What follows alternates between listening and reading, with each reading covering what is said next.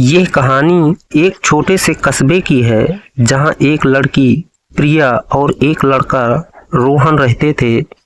प्रिया एक निडर और स्वतंत्र लड़की थी जो अपने माता पिता की मदद करती थी और स्कूल में अच्छे अंक लाकर अपने सपनों को पूरा करना चाहती थी। वो किताबों में खोई रहती थी लेकिन कभी भी अपने आसपास के लोगों से जुड़ने में शर्माती नहीं थी। वहीं रोहन एक शांत और गंभीर लड़का था जो बास्केटबॉल खेलने में माहिर था और अपने कॉलेज की टीम में खेलता था। उसकी दुनिया सिर्फ खेलों और किताबों तक सीमित थी और वो किसी भी तरह के सामाजिक बंधनों में खुद को व्यक्त नहीं करना चाहता था। एक दिन कस्बे में एक बड़ा उत्सव था। प्रिया अपने दोस्तों के साथ वहां गई थी लेकिन जब उसे रोहन ने देखा तो उसका ध्यान अचानक उससे हट नहीं सका। रोहन ने हमेशा उसे दूर से देखा था लेकिन उस दिन दोनों की मुलाकात हुई। रोहन ने उसे उत्सव में सबसे अच्छे स्टॉल के बारे में बताया और फिर दोनों को आपस में बात करने का मौका मिला। थोड़ी देर में रोहन और प्रिया की बातचीत काफ़ी मज़ेदार हो गई और उन्होंने महसूस किया कि वे एक दूसरे से बहुत कुछ सीख सकते हैं। प्रिया की हंसी और बातें रोहन को बहुत आकर्षित करने लगी जबकि प्रिया को रोहन की समझदारी और सादगी में कुछ खास लगा। उस दिन के बाद दोनों की मुलाकातें बढ़ने लगी।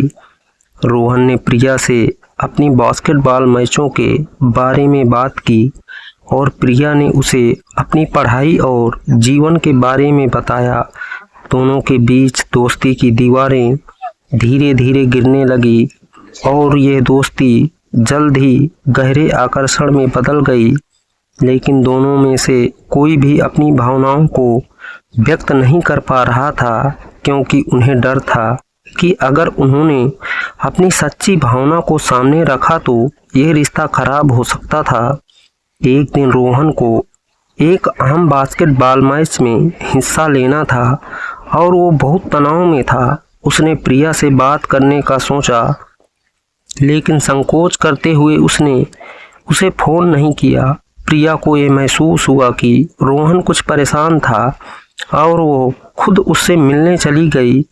वो उसे मैच के दौरान पर मिली और बोली, रोहन, तुम अगर इस मैच में जीतने की चिंता कर रहे हो तो तुम्हें ये याद रखना चाहिए कि तुम्हारा सबसे बड़ा साथी तुम्हारी मेहनत है और तुम हमेशा उसे बेहतर कर सकते हो।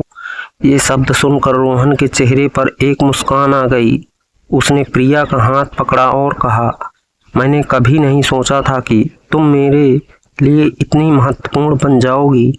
प्रिया ने उसे देखा और कहा, यह ज़रूरी नहीं कि हम हमेशा जीतें, लेकिन हमें अपने दिल की सुननी चाहिए और अगर तुम अपनी भावनाओं को समझने में सक्षम हो तो तुम्हारी जीत तय है। रोहन ने उस दिन मैच खेला और उस दिन वो अपनी टीम को जीत दिलाने में कामयाब रहा।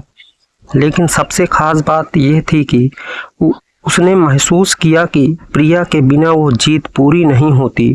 उसने अपनी हार और जीत दोनों को प्रिया के साथ साझा किया क्योंकि वो जानता था कि अब वो अपनी ज़िंदगी में उसे हमेशा के लिए चाहता है। कुछ समय बाद रोहन ने प्रिया से अपने दिल की बात की। उसने कहा, प्रिया, तुम्हारी मौजूदगी ने मेरी ज़िंदगी को बदल दिया। तुमसे बात करके मुझे हमेशा शांति मिलती है और मैं तुमसे हमेशा के लिए रहना चाहता हूँ। प्रिया ने उसकी बातों को सुना और कहा, रोहन, तुमसे मिलने से पहले मैं अपनी ज़िंदगी में बहुत अकेला महसूस करती थी। अब मुझे लगता है कि तुम मेरे साथ हो और यही मेरे लिए सबसे बड़ी खुशी है। वे दोनों अब अपने रिश्ते को नए तरीके से जी रहे थे, एक दूसरे के साथ सपने साझा करते, खुशियों और गमों में साथ रहते। उनका प्यार समय के साथ और गहरा हुआ। वे जानते थे कि ज़िंदगी में कई मुश्किलें आएंगी लेकिन जब तक वे एक दूसरे के साथ होंगे सब कुछ आसान होगा।